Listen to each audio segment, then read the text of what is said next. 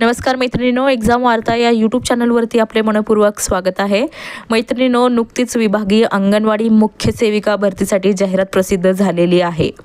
मैत्रिणींनो, ही जी जाहिरात आहे ही विभागीय अंगणवाडी मुख्य सेविकेसाठी आहे। म्हणजेच जे ऑलरेडी सेविका आहेत त्यांची पदोन्नती करण्यासाठी, मुख्य सेविका म्हणून पदोन्नती करण्यासाठी ही एक्झाम असणार आहे। म्हणजेच ही विभागीय एक्झाम असणार आहे। ही आपल्या सरळ सेवा परीक्षेची जाहिरात नाही, हे तुम्ही या ठिकाणी लक्षात घ्या।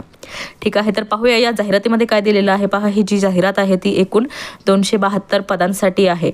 आता हा जो 272चा जो आकडा आहे ते आपली एक्झाम होईपर्यंत वाढत जाणार आहे। जवळजवळ हा आकडा 400 होण्याची शक्यता आहे।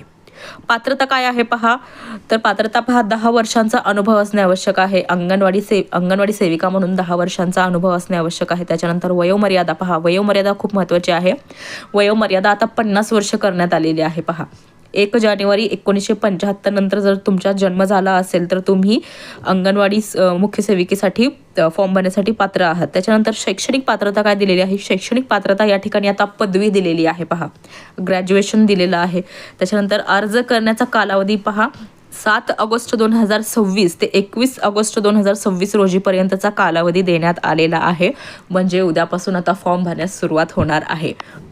आता राहिला प्रश्न सरळ सेवेतून प्रिपेअर करणाऱ्या आपल्या मैत्रिणींचा। तर मैत्रिणींनो, आता कमरेला पदर खोचून अभ्यासाला लागा, कारण ऑगस्ट एंडपर्यंत आपली सुद्धा म्हणजेच सरळ सेवेची सुद्धा जाहिरात येण्याची दाट शक्यता आहे।